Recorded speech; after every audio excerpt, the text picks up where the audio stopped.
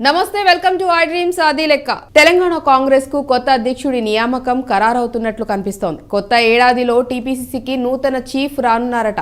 అయితే ఈసారి రేవంత్ రెడ్డి స్థానంలో ఆ పార్టీ పదవి బీసీలకు కట్టబెడతారా, ఎస్సీలకు ఇస్తారా అన్న దానిపై క్లారిటీ కనపడటం లేదు. ఎస్సీల నుంచి డిప్యూటీ సీఎం మల్లు భట్టి విక్రమార్క ఆ పదవిని ఆశిస్తున్నారు. అలాగే బీసీల నుంచి 4 నేతల పేర్లు కాంగ్రెస్ హైకమాండ్ పరిశీలనలో ఉన్నాయట. కర్ణాటకలో డిప్యూటీ సీఎం డీకే పీసీసీ అధ్యక్షుడిగా జోడు పదవుల్లో కొనసాగుతున్నారు. అదే తరహాలో తనకు పార్టీ అధ్యక్ష పదవి ఇవ్వాలని భట్టి కోరుతున్నారట. ఇక బీసీలకు ఇచ్చే పనైతే మహేష్ గౌడ్, మధు యాష్కి, పొన్నం, విహెచ్ల పేర్లు పరిశీలనలో ఉన్నాయట.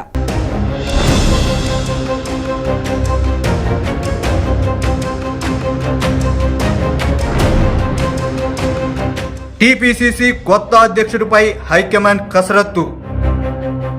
10-15 రోజుల్లోనే కొత్త అధ్యక్షుడి ఎంపిక. ఇప్పటికే అభిప్రాయ సేకరణ పూర్తి చేసిన అధిష్టానం. తెలంగాణ రాష్ట్ర ప్రదేశ్ కాంగ్రెస్ కమిటీకి కొత్త అధ్యక్షుడి ఎంపికపై దృష్టి సారించిన కాంగ్రెస్ పార్టీ హైకమాండ్ కొత్త ఏడాది తొలినాళ్లలో ఈ ప్రక్రియను పూర్తి చేసేందుకు కసరత్తు చేస్తుందంటున్నారు. మరో 3 నెలల్లో జరగనున్న పార్లమెంట్ ఎన్నికలను దృష్టిలో పెట్టుకుని 10-15 రోజుల్లోనే కొత్త అధ్యక్షుడి ఎంపిక పూర్తి చేయాలని అధిష్టానం భావిస్తుందంట. అందులో భాగంగా ఇప్పటికే ఏఐసీసీ పరిశీలకులు, రాష్ట్ర ముఖ్య నేతల నుంచి అభిప్రాయ సేకరణ చేసిన హైకమాండ్ పెద్దలు ఎస్సీ సామాజిక వర్గం నుంచి ఒక పేరును, బీసీ సామాజిక వర్గం నుంచి 4 పేర్లను పరిశీలిస్తున్నట్టు సమాచారం. ఏఐసీసీ వర్గాల నుంచి అందుతున్న సమాచారం మేరకు ఎస్సీ సామాజిక వర్గం నుంచి ఉప ముఖ్యమంత్రి భట్టి విక్రమార్క పేరును పరిశీలనలో ఉందని తెలుస్తుంది. కర్ణాటకలో డీకే శివకుమార్ కు డిప్యూటీ సీఎం పదవితో పాటే పీసీసీ అధ్యక్ష పదవిని కట్టబెట్టిన మాదిరే తనకు కూడా ఆ పదవి ఇవ్వాలని భట్టి కోరుతున్నారంట. తాజాగా ఏఐసీసీ అధ్యక్షుడు మల్లికార్జున ఖర్గే అగ్రనేత సోనియా గాంధీని కలిసిన సమయంలో ఇదే విషయాన్ని ఆయన వెల్లడించినట్టు తెలుస్తుంది. పీసీసీ అధ్యక్షుడిగా మల్లు అనంతరాములు చేసిన సేవతో పాటు సీఎల్పీ నేతగా తాను కష్టకాలంలో నిలబడిన తీరును పెద్దల దృష్టికి తీసుకెళ్లినట్టు సమాచారం. ప్రస్తుతం ముఖ్యమంత్రి రెడ్డి సామాజిక వర్గం, ఉప ముఖ్యమంత్రి ఎస్సీ సామాజిక వర్గం వారు కావడంతో పీసీసీ అధ్యక్షుడి బాధ్యతలు బీసీ సామాజిక వర్గానికి కట్టబెట్టాలనే డిమాండ్ సైతం బలంగా వినిపిస్తుంది. దాన్ని పరిగణలోకి తీసుకుంటున్న హైకమాండ్ బీసీ వర్గానికి చెందిన మంత్రి పొన్నం ప్రభాకర్, మాజీ MP Madhu Yaskhi Goud, PCC working president Mahesh Kumar Goud, మాజీ పీసీసీ అధ్యక్షుడు వి హనుమంతరావు పేర్లను పరిశీలిస్తున్నట్టు తెలుస్తుంది. ఇందులో పొన్నం ఇప్పటికే మంత్రిగా కొనసాగుతుండటం, మధు యాష్కి ఇటీవల ఎన్నికల్లో పోటీ చేసి ఓడిపోయిన దృష్ట్యా మహేష్ గౌడ్, విహెచ్ల పేర్లను చర్చ జరుగుతున్నట్టు చెబుతున్నారు. ప్రస్తుతం పీసీసీ అధ్యక్షుడిగా కొనసాగుతున్న ముఖ్యమంత్రి రేవంత్ రెడ్డి సైతం మహేష్ గౌడ్, విహెచ్లలో ఒకరికి మద్దతుగా నిలుస్తున్నారని సమాచారం. ఏదేమైనా జనవరి 2వ వారానికల్లా తెలంగాణకు కొత్త అధ్యక్షుడి నియామకం జరుగుతుందంటున్నారు. దీనిపై ఇప్పటికే ఏఐసీసీ పరిశీలన చేస్తుందని, బీసీ సామాజిక వర్గ నేతను ఎంపిక చేసేందుకు ఎక్కువ అవకాశాలున్నాయని ఏఐసీసీలోని కీలక నేత ఒకరు చెబుతున్నారు. మరి చూడాలి పీసీసీ కొత్త అధ్యక్షుడిగా ఎవరికి ఛాన్స్ దక్కుతుందో.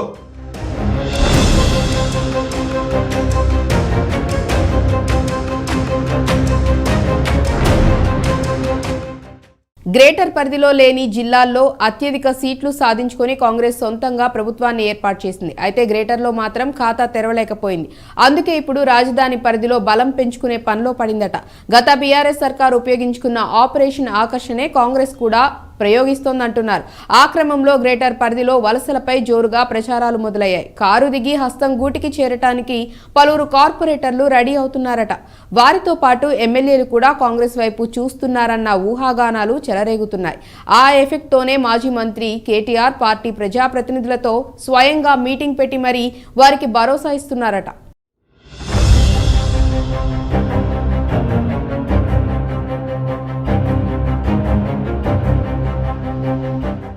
గ్రేటర్ పరిధిలో ఒక్క ఎమ్మెల్యే సీటు కూడా గెలవలేకపోయిన కాంగ్రెస్.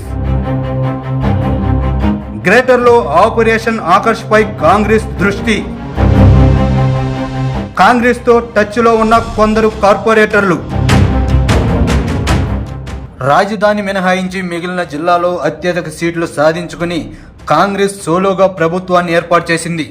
అయితే గ్రేటర్లో ఒకటంటే ఒక్క సీటు గెలవకపోవడంతో ఇతర పార్టీల నుంచి చేరికలను ప్రోత్సహించాలని యోచిస్తుందంట. ఇందులో భాగంగా ఆపరేషన్ ఆకర్షను పదును పెడుతుందంటున్నారు. ఎన్నికలకు ముందు పలువురు కార్పొరేటర్లు కాంగ్రెసులో చేరగా మరికొందరు హస్తం వైపు చూస్తున్నారని తెలిసింది.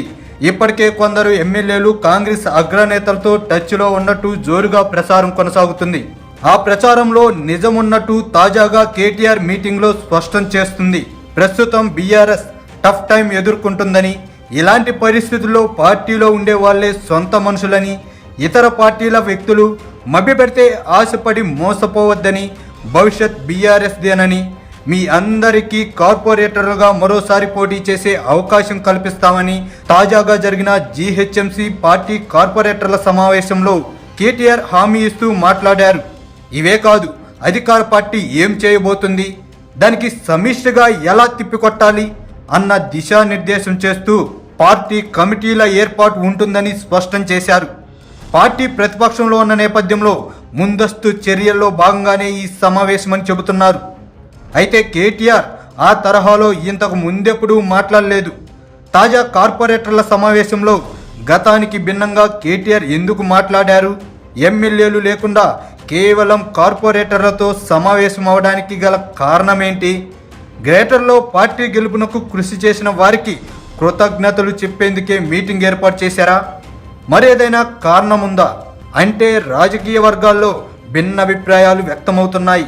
వాస్తవానికి తెలంగాణ ఆవిర్భావం తర్వాత మొదటిసారి అధికారంలోకి వచ్చిన బీఆర్ఎస్ గ్రేటర్లో పట్టు కోసం భారీ స్థాయిలో ఆపరేషన్ ఆకర్షణకు తెరతీసింది. ఇతర పార్టీ నుంచి నేతలను చేర్చుకుంది. ఏడాదిన్నర వ్యవధిలో జరిగిన జీహెచ్ఎంసీ ఎన్నికల్లో రికార్డు స్థాయి విజయం సాధించింది. అంతకుముందు అభ్యర్థులు లేక జీహెచ్ఎంసీ ఎన్నికల్లో పోటీ చేయని పార్టీ అధికారంలోకి వచ్చిన అనంతరం అనూహ్య విజయం సాధించింది. 150 స్థానాలకు గాను ఏకంగా 99 డివిజన్లలో ఆ పార్టీ అభ్యర్థులు గెలుపొందారు. పూర్వ ఎంసీహెచ్ ప్రస్తుత జీహెచ్ఎంసీ చరిత్రలో ఎప్పుడూ లేని విధంగా మేయర్ పీఠం దక్కించుకుంది. 2016లో జీహెచ్ఎంసీ ఎన్నికలు జరగగా అంతకు ముందే నగరంలోని టీడీపీ ఎమ్మెల్యేలను పార్టీలో చేర్చుకుంది కారు పార్టీ. ప్రస్తుతం ఆ పార్టీలో ఉన్న మాజీ మంత్రి తలసాని శ్రీనివాస్ యాదవ్తో సహా ప్రస్తుతం ఎమ్మెల్యేలుగా ఉన్న చాలామంది ఇతర పార్టీల నుంచి వచ్చిన వారే. ఇదే వ్యూహం కాంగ్రెస్ అమలు చేస్తే ఇప్పటికే పలువురు బీఆర్ఎస్ ఎమ్మెల్యేలు కాంగ్రెస్లో చేరేందుకు సిద్ధంగా ఉన్నారన్న ప్రచారం జరుగుతుంది. వారి వెంట కార్పొరేటర్లు వెళ్లకుండా నిలువరించే ప్రయత్నంలో భాగంగానే తెలంగాణ భవన్లో సమావేశం ఏర్పాటు చేశారని బీఆర్ఎస్ శ్రేణులు అంటున్నాయి. అసెంబ్లీ ఎన్నికల్లో సంపూర్ణ మెజార్టీతో అధికారంలోకి వచ్చిన కాంగ్రెస్ గ్రేటర్లో మాత్రం ఖాతా తెరవలేకపోయింది. జీహెచ్ఎంసీ పరిధిలోని 24 నియోజకవర్గాల్లో ఒక్కచోట ఆ పార్టీ అభ్యర్థులు విజయం సాధించలేకపోయారు.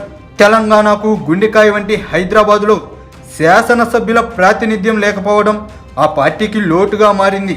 ఈ నేపథ్యంలో ఇక్కడ పార్టీ బలోపేతం, వచ్చే లోక్సభ ఎన్నికల్లో విజయమే లక్ష్యంగా కాంగ్రెస్ నేతలు పావులు కదుపుతున్నట్టు ప్రచారం జరుగుతుంది. జిల్లాలో అపూర్వ ఆదరణ లభించిన పార్టీకి నగరంలో ఎందుకు ఎదురుగాలి వీచింది, లోపాలేమిటి, బీఆర్ఎస్ అనుకూల అంశాలేమిటి అన్న దానిపై పార్టీలోని కీలక నేతలు పోస్టు మార్టం చేస్తున్నట్టు తెలిసింది. క్రమంలో పార్టీ పటిష్టత కోసం చేరికలను ప్రోత్సహించే యోచనలో కాంగ్రెస్ రాష్ట్ర అగ్రనేతలు వ్యూహాత్మకంగా వారు పావులు కదుపుతున్నారని రాజకీయ వర్గాల్లో చర్చ సాగుతుంది. ముఖ్యంగా బీఆర్ఎస్ కార్పొరేటర్లు లక్ష్యంగా ఆపరేషన్ ఆకర్షకు తెర తీయాలన్న యోచనలో ఉన్నారంట. నగరంలో ఎమ్మెల్యేల ప్రాతినిధ్యం లేని నేపథ్యంలో కార్పొరేటర్ల చేరికల ద్వారా స్థానికంగా ప్రజలతో సత్సంబంధాలు కొనసాగించవచ్చునన్నది నేతల ఆలోచనగా చెబుతున్నారు. కొన్ని నియోజకవర్గాల్లో ఎమ్మెల్యేలు కార్పొరేటర్ల మధ్య సఖ్యత లేదు. అలాంటి వారిపై కాంగ్రెస్ ప్రత్యేక దృష్టిని సారిస్తుందంట. టీడీపీలో ఉన్నప్పుడు రేవంత్ రెడ్డితో పరిచయం ఉన్న పలువురు ప్రస్తుతం బీఆర్ఎస్ కార్పొరేటర్లుగా ఉన్నారు. వారు పార్టీలో కొనసాగుతారా లేక హస్తం గూటికి వెళ్తారా అన్నది ఆసక్తిగా మారింది. బీజేపీ నుంచి గెలిచిన కార్పొరేటర్లో కొందరు టీడీపీ నుంచి వచ్చిన వారు ఉన్నారు. వారితోనూ సంప్రదింపులు జరుగుతున్నాయంటున్నారు. వాస్తవంగా జీహెచ్ఎంసీ ఎన్నికలు ఇప్పట్లో లేవు. ఫిబ్రవరి 2021లో ప్రస్తుతం పాలక మండలి కొలువుదీరగా తిరిగి ఎన్నికలకు 2026 వరకు సమయం ఉంది. గత ఎన్నికల్లో కాంగ్రెస్ ఏఎస్ రావు నగర్, ఉప్పల్ డివిజన్లో మాత్రమే గెలిచింది. లింగోజీగూడ కార్పొరేటర్ హఠాత్ మరణంతో ఈ స్థానాన్ని కాంగ్రెస్ కైవసం చేసుకుంది. దీంతో గ్రేటర్ కౌన్సిల్లో ఆ పార్టీ సభ్యుల సంఖ్య 3కు పెరిగింది. బీఆర్ఎస్ కార్పొరేటర్లు 56, బీజేపీ 48, ఎంఐఎం నుంచి 44 మంది విజయం సాధించారు. అనంతర పరిణామాల నేపథ్యంలో పార్టీల బలాబలాలు మారాయి. కొందరు కార్పొరేటర్లు బీఆర్ఎస్ నుంచి కాంగ్రెస్లోకి చేరగా ఒకరు పార్టీ వీడారు. 7 కార్పొరేటర్లు హస్తం గూటికి చేరారు. బీఆర్ఎస్ నుంచి 7 కార్పొరేటర్లు పార్టీ మారిస్తే బీజేపీ నుంచి 6, కాంగ్రెస్ నుంచి 1 ఆ పార్టీలో చేరారు. దీంతో కౌన్సిల్లో బీఆర్ఎస్ బలం యథాతథంగా 56గా ఉంది. కాంగ్రెస్ సభ్యుల సంఖ్య 10కి పెరిగింది. మరికొంతమంది కార్పొరేటర్లను చేర్చుకోవడం ద్వారా నగరంలో పట్టు పెరగడంతో పాటు జీహెచ్ఎంసీ కౌన్సిల్లోనూ బలమైన వాణి వినిపించే అవకాశం ఉందని కాంగ్రెస్ నేతలు భావిస్తున్నారంట. మరి బీఆర్ఎస్ తరహాలో కాంగ్రెస్ ఆపరేషన్ ఆకర్ష్ ఎంతవరకు సక్సెస్ అవుతుందో చూడాలి మరి.